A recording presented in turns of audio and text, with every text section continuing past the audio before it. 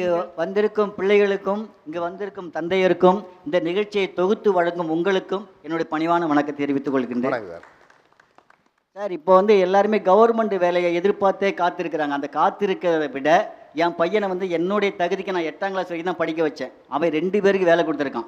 இன்னொரு பையனே நான் 8ஆம் கிளாஸ் வரைக்கும் தான் படிக்க வச்சேன். அவன் 2 பேருக்கு வேலை கொடுத்துருக்கான். அவன் ஜிஎஸ்டி கட்டிட்டு இருக்கான். இப்போவும் ஜிஎஸ்டி கட்டிட்டு இப்பவும் ஜிஎஸ்டி கட்டியிருக்கான் சார். இந்த சபையில் இப்போ இருக்கிறவங்க யாராவது ஜிஎஸ்டி கட்டுறீங்களா? நான் கட்டுறேன் சார். நீங்கள் கட்டுறீங்க. மற்றவங்கள சார்? நானே 8ஆம் கிளாஸ் பாஸ் சார். ஜிஎஸ்டி பையன், சின்ன பையன் சார். அதே மாதிரி 25 லட்சம் ரூபாய்க்கு வீடு கட்டியிருக்கான் சார். கவர்மெண்ட் வேலையை வச்சு இல்லை, அவனுடைய சொந்த உழைப்பை வச்சு 25 லட்சம் ரூபாய் வீட்டை கட்டியிருக்கான். 13 லட்சம் ரூபாய்க்கு செல்லு கடை வச்சுருக்கான். எங்கள் ஊர் ஆவடையானூர், தென்காசி மாவட்டம். எங்கள் ஊர் ஆவடையானூரில் 13 லட்சம் ரூபாய்க்கு செல்லு கடை வச்சுருக்கான். அடுத்தால ரியல் எஸ்டேட்டும் பண்ணுறான்.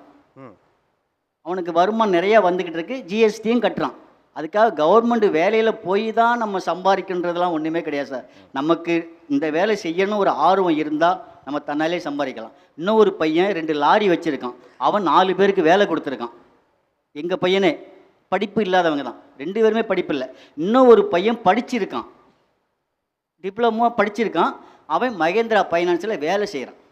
படித்த பையன் வேலை செய்கிறான், படிக்காத பையன் 2 பேர், 4 பேர் 4 2 6 பேருக்கு வேலை கொடுத்துருக்காங்க. அவங்க வந்து கவர்மெண்ட் வேலை தான் வேணும்னு சொல்லி என்கிட்ட பிடிவாதம் பண்ணலை.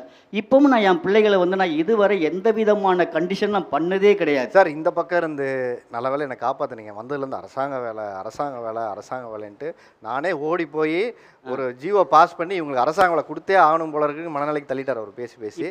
நீங்கள் ஒரு நம்பிக்கையை வச்சுருக்கீங்க. நான் என் பிள்ளையை 8வது தான் படிக்க வச்சுருக்கேன். ஆனாலும் இன்றைக்கி சொந்தமாக காலில் நிற்கிறாப்புல வீடு வாங்கி சந்தோஷமாக இருக்காருன்னு சொல்கிறீங்க இல்லையா? அதுதான் நான் சொல்கிறேன். அதாவது படிக்க வச்ச பையன் வேலை செய்கிறான். மகேந்திரா ஃபைனான்ஸில் படிக்க வச்ச பையன் வேலை செய்கிறான். படிக்க வைக்காத 2 பிள்ளைங்கள் 4 பேருக்கு வேலை கொடுத்துருக்காங்க. அதுக்கு தான் நான் சொல்ல வரேன்.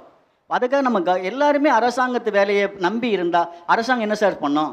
அரசாங்கம் எத்தனை பேருக்கு வேலை கொடுக்கும்? படிக்கிறது வந்து நம்ம கௌரவத்தை வளர்த்துக்கிட்டு தான் நம்ம படிக்கணும், நம்ம அறிவை வளர்த்துக்கணும். அதுக்கு தான் நம்ம படிக்கணும். அரசாங்க வேலை கண்டிப்பாக கிடைச்சே ஆகணுன்ற எண்ணத்திலே நம்ம படிச்சுக்கிட்டு நம்மளுடைய வயசை வீணாக்கக்கூடாது. சரியா சார்? ரொம்ப அழகாக சொன்னீங்க சார். அதாவது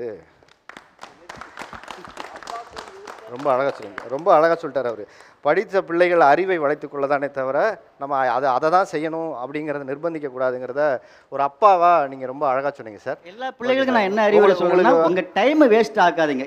இருக்கிற வேலையில் அப்பா செய்த விவசாயத்தை பார்க்கலாம், அப்பா செய்த கடையை நம்ம எடுத்து நடத்தலாம், அப்பா செய்த தொழில் நம்ம திரும்ப அதே செய்யலாம்.